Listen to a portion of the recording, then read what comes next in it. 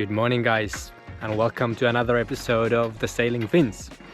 Today we'll talk about a big topic in the aluminium boat building, which is insulation, inside and outside. For the next 2 months we'll be still in the design mode, so bear with us for a few months of episodes before you actually start seeing the boat put together. In the upcoming episodes we'll be talking about the helm station, how much solar can we actually fit in. We'll talk more about electric motors and what are going to be our options to choose from and a bit of pricing. We'll be also visiting the Cannes boat show, so you'll see some new cool innovations coming out of that. And also we'll have soon an interview with our builder Greg in New Zealand, as I'm heading there next week. So remember to subscribe, and give a thumbs up always helps as well. And special thanks to all of you guys giving comments and tips and ideas in the comment section of YouTube, and even sending me emails with a lot of valuable guidance. As newbies in boat building, not newbies in sailing, but kind of boat building, any tips are appreciated. So keep the comments coming, and we'll answer as many as we can. And like I mentioned, today we'll talk about insulation, inside and outside. Why I'm doing this episode now is that I'm on research mode, and I would love to get your ideas on the insulation. Spray foam or something else? I think that's the big question that everyone's talking about. But before we go there, we'll actually start outside of the boat, the deck, and the doggos seem to be enjoying the world of summer cottage. Enjoying the world of summer cottage. And greetings from the editing desk. This is going to be quite of a long video, so we're going to actually do this in part 1 and part 2. We're going to focus on the outside decking and how that insulates and what are the options there. And I'll publish in the next few days another episode that's going to talk more than about the inside insulation. I don't want to make an hour video. There's going to be a lot of things to talk about within the boat, the inside insulation. So let's just make it a bit shorter videos so that you guys can actually watch them in wherever you are. So back to talking about the outside insulation, and then we'll come back to the inside soon.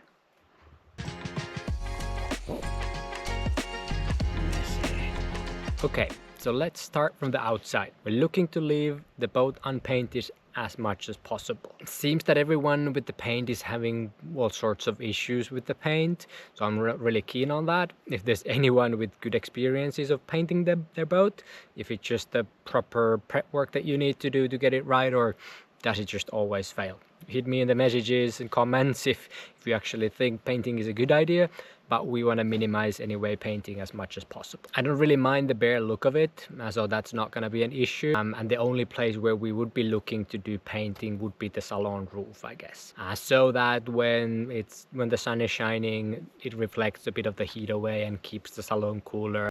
Of course, we'll add insulation and other stuff as well, but that would be the main consideration why I would want paint anything, is to reflect the sun away, not for the looks at all. Why we're still in the consideration phase of the painting, even for the salon roof, is that we're also looking at solar more closely. I have mentioned this maybe previously as well, but at minimum on the arch at the back and at the cockpit roof, there will be 600 watt bifacial solar panels. That's gonna equal to roughly 3.5 kilowatt of solar.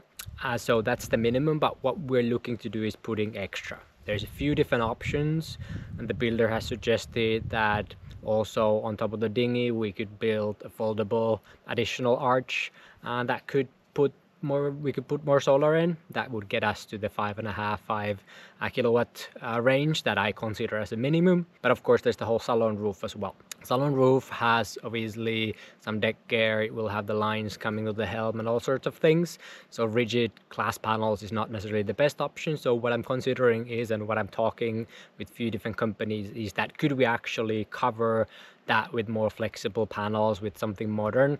I know they're not as efficient, and my question probably is that can those be installed in a way that it doesn't heat up the whole aluminium underneath it? So could there be ways with the modern tech to do it in a better way than kind of just blending them in and them sucking up the heat? So could there be some other ways? That's still in the research phase. So if we end up covering the whole salon roof with solar panels in some form or fashion, it might not actually need any paint even in that case. Obviously the optimal scenario would be rigid panels with plenty of space underneath, but those will get tangled in the lines. The looks is obviously not that great, and there's some deck gear on the way as well, which makes it a little bit more complex. There's a few companies that I'm talking to, Praxis and Levante, that make, for example, sailing UMAs, more integrated solar panels that seem to be performing pretty well.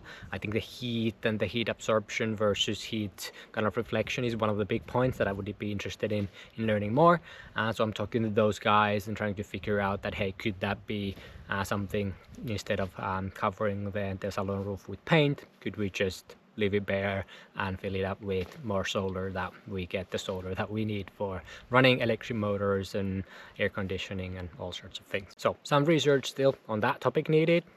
Any suggestions are always welcome, but I'll be researching them, and like I mentioned, there will be a whole episode on solar and other things as well, so I won't go into the deep end of that right now, because now we're talking about insulation, but the solar panels are something a bit related to the insulation anyway. Okay, let's move on to the deck level. So the side decks of the hull, front deck that has storage space and an anchor and everything, or anchor chain.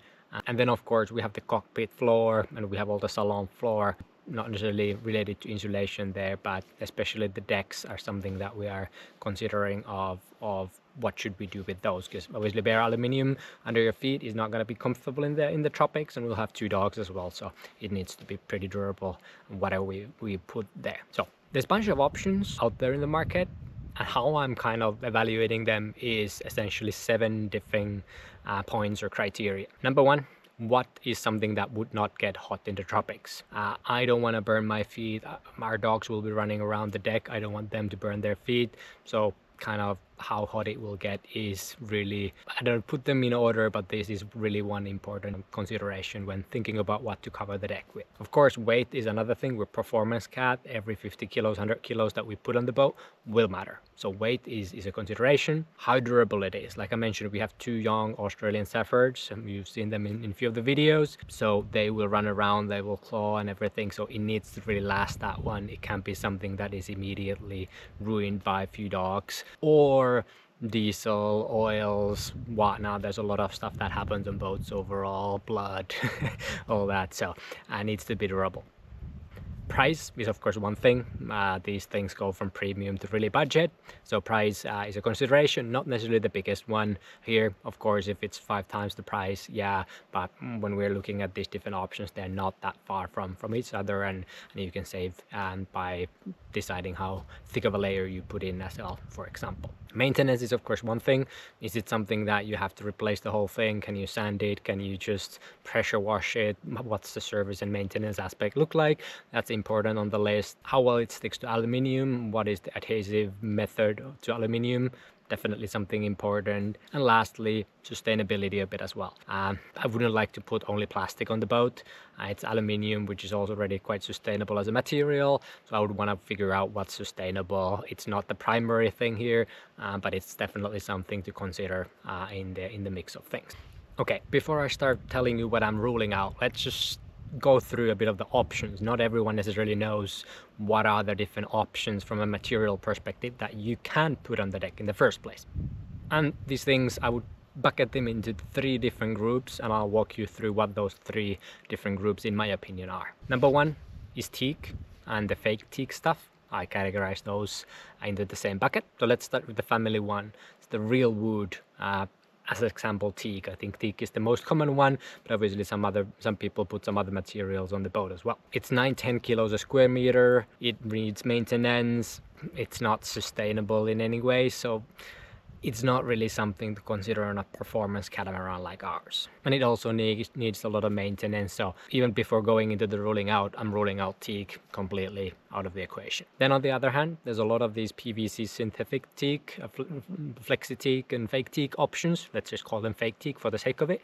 So synthetic materials that try to replicate teak overall. I'm not going for the teak look for our boat, so I don't know if it really makes sense necessarily to put this type of solutions there. There's flexi teak, there's sleek teak, there's a lot of different brand names out there that offer these options.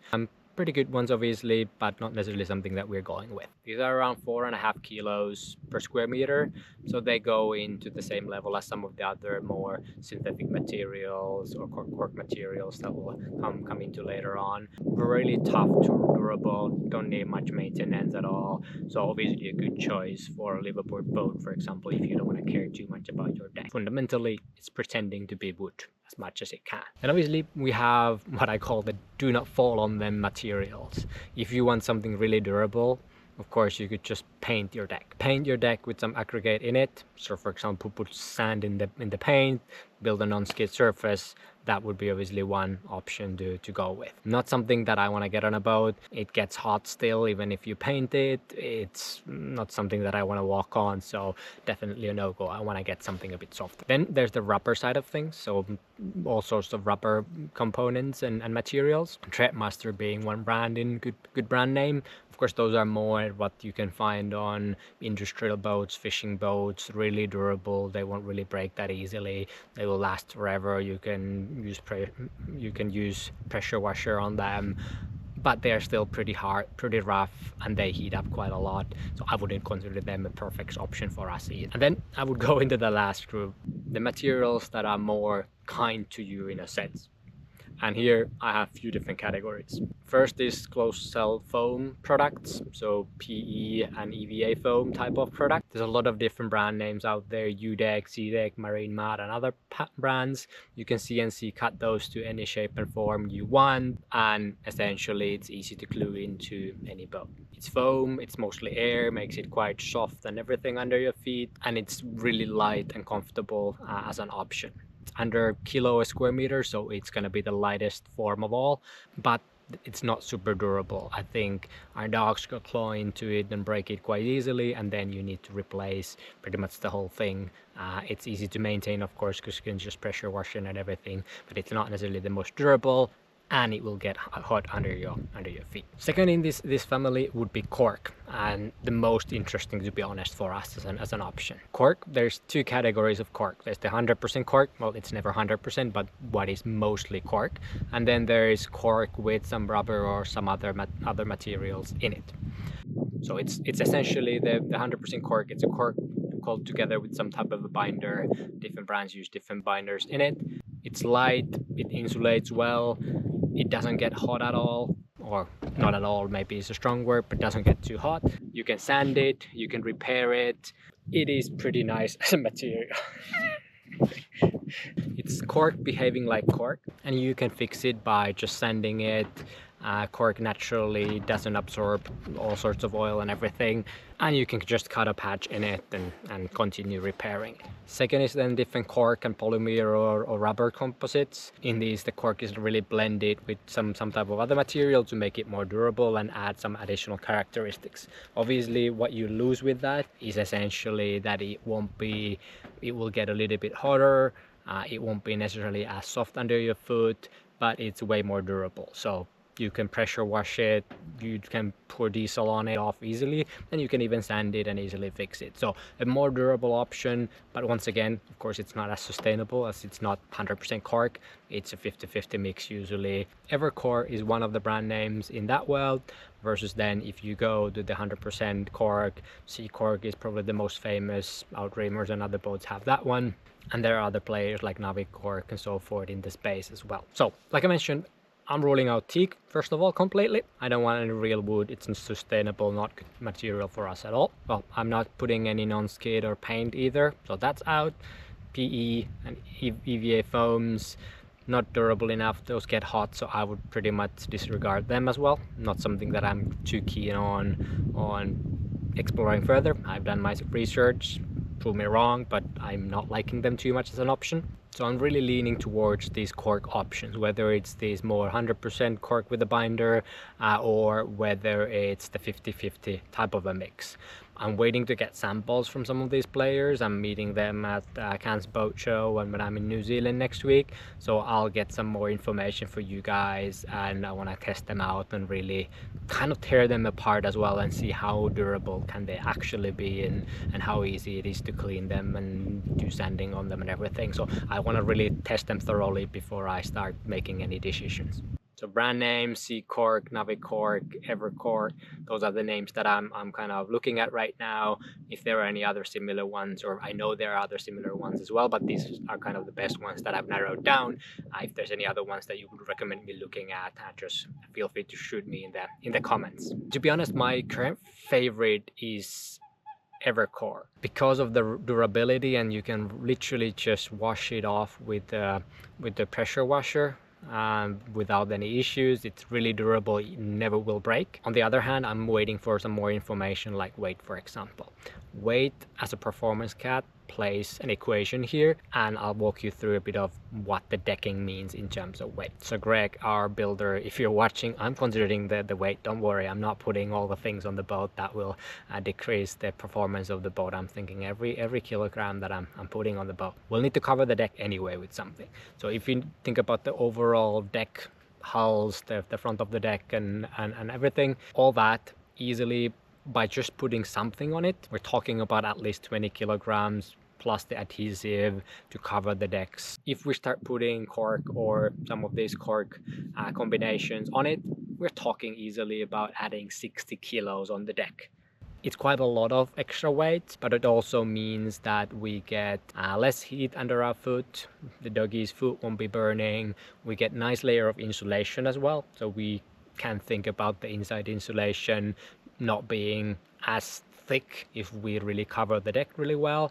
And also, of course, we want to make sure that it's durable and lasts for the next 10-15 years, or that we don't at least need to rip it out, but we can sand it and kind of maintain it in multiple different ways. And these thinner options, that baseline would be some really thin EVA foam, which would be that kind of 20 kilos at minimum, and then we add the 60 kilos on top of it by adding cork. We're looking at cockpit and salon as well, and there the difference is not that drastic. Maybe it's 5-10 kilos for an EVA foam, and then we'll add 20-30 kilos if we want to cover it with cork, for example. So that's not the meaningful part. The more meaningful part is the full deck covering everywhere we would walk on, and to partly insulate the boat also, but also make it comfortable to walk on. So in total, with more cushion under our feet, less heat, making the docks comfortable, insulating the boat, we would be talking about adding, and making it a cockpit and salon as well, we would be talking about adding 80-90 kilograms of extra layer on the boat. Our bare empty weight of the boat is going to be around 8 tons. So of course, every 100 kilos matters a lot. So we need to be considerate in terms of how much do we put and what's the material that we put in. But it's a liveaboard boat, so we need to be also comfortable on it. If anyone has experience with the cork or these cork blends, just shoot me the messages. Would love to hear some real life examples and how it lasts on a liveaboard boat overall. So shoot me up on the messages. Part 2 to follow. See you soon.